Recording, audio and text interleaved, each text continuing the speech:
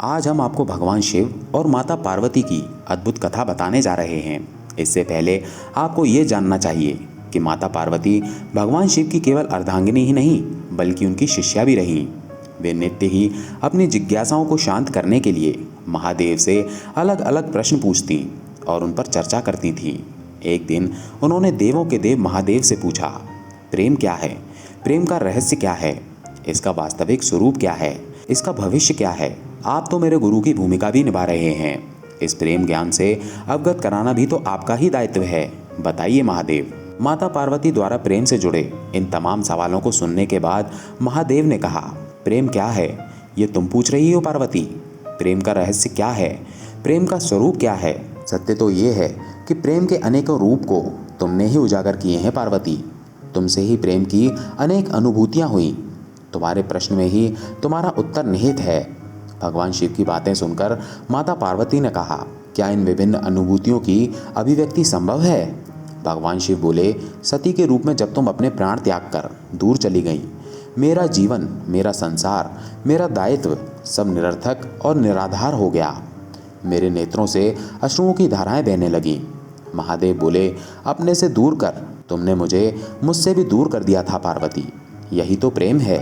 तुम्हारे अभाव में मेरे अधूरेपन की अति से इस सृष्टि का अपूर्ण हो जाना, यही प्रेम है। तुम्हारे और मेरे पुनः मिलन कराने हेतु इस समस्त ब्रह्मांड का हर संभव प्रयास करना, हर संभव षड्यंत्र रचना, इसका कारण हमारा असीम प्रेम ही तो है। तुम्हारा पार्वती के रूप में पुनः जन्म लेकर मेरे एकांकीपन और मुझे मेरे वैराग्य से बाहर निकलने पर विवश करना और मेरा विवश हो जाना, ये प्रेम ही तो है। भगवान शिव ने माता पार्वती से कहा, जब जब अन्नपूर्णा के रूप में तुम मेरी क्षुधा को बिना प्रतिबंधन के शांत करती हो या कामाख्या के रूप में मेरी कामना करती हो, तो वो प्रेम की अनुभूति ही है। तुम्हारे सौम्य और सहज गौरी रूप में हर प्रकार के अधिकार जब मैं तुम पर व्यक्त करता हूँ और तुम उन अधिकारों को मान्यता देती हो और मुझे विश्वास दिलाती रहती हो कि सिवाय मेरे इस संसार में तुम्हें किसी का वर्चस्व स्वीकार नहीं, तो वो प्रेम की अनुभूति ही होती है। भोलेनाथ ने आगे कहा, जब तुम मनोरंजन हेतु मुझे चौसर में पराजित करती हो तो भी विजय मेरी ही होती है, क्योंकि उस समय तुम्हारे मुख पर आई प्रसन्नता मुझे मेरे दायित्व की पूर्णता का आभास कराती है। तुम्हें सुखी देखकर मुझे सुख का जो आभास होता है, यही तो प्रेम है पार्वती। जब तुम अपने अस्त्र पहनकर शक्तिशाली दुर्गा के रूप में अपने संरक्षण में मुझे सशक्त बनाया, वो अनुभूति प्रेम की ही थी। जब तुमने काली के रूप में संहार कर नृत्य करते हुए मेरे शरीर पर पांव रखा तो तुम्हें अपनी भूल का आभास हुआ और तुम्हारी जिह्वा बाहर निकल आई, वही तो प्रेम था पार्वती।